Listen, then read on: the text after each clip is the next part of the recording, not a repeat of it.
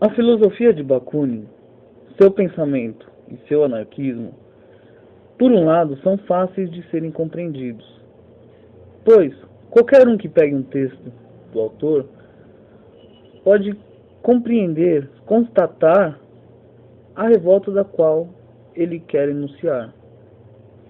Por outro lado, é difícil de compreender todo o seu pensamento em sua amplitude,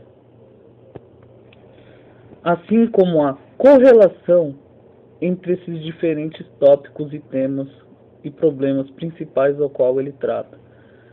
Por exemplo, há uma correlação, eles são temas intrinsecamente ligados, todos estes: religião, antiestadismo, mundo social, natureza, ateísmo e etc. Mais alguns, como a proposta educacional. E compreender o pensamento de Bakunin de fato e de um modo sério é uma tarefa difícil. É claro que, como dissemos anteriormente, como eu falei, qualquer um que pegue um texto de Bakunin pode já compreender o que ele está dizendo, pegar o fio da meada, compreender facilmente, porque ele também usa uma linguagem para ser compreendido mesmo. Ele é um filósofo que quer ser compreendido. Só que com um texto só você vai compreender apenas alguns elementos desse pensamento. Para compreender todo ele na sua amplitude, é preciso recorrer a mais de um escrito, geralmente 3 escritos ou mais. 3 escritos ou mais. Isso é o que faz com que uma interpretação mais aprofundada, de um estudo, de um comentador, escritor e etc., sobre Bakunin, se torne uma tarefa muito difícil, pois você precisa recorrer a mais de um escrito. Isso é o que também faz com que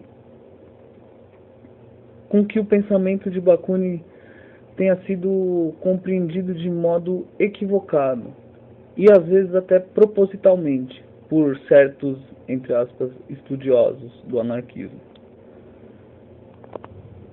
Pois, para esses indivíduos,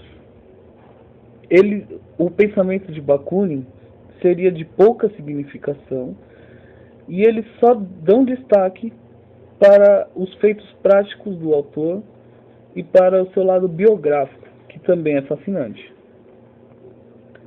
Sendo assim, eles acusam Bakunin de ser um mero panfletário e que seu pensamento era de pouca significação, o que é errado afirmar, pois seu pensamento é de grande relevância filosófica e científica para a atualidade, e há no pensamento do eterno revoltado, Bakunin, sim, um sistema filosófico muito bem articulado, onde todos esses principais temas estão correlacionados, e aí reside uma maior dificuldade ainda.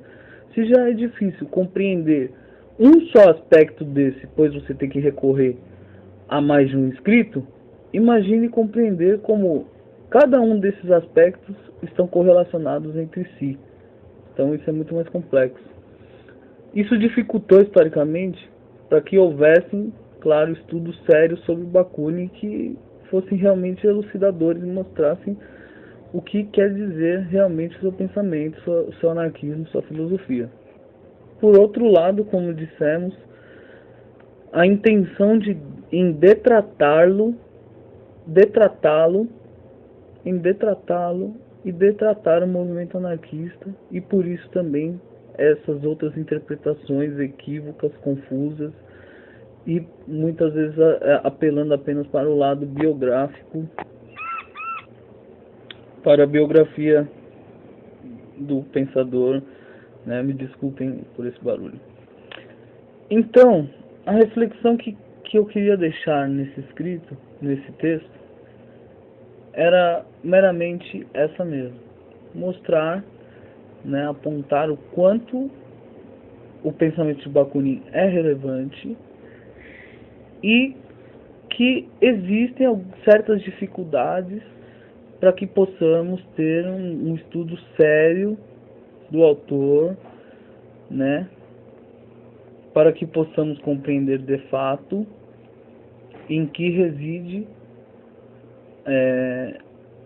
o fundamental, o essencial da sua teoria.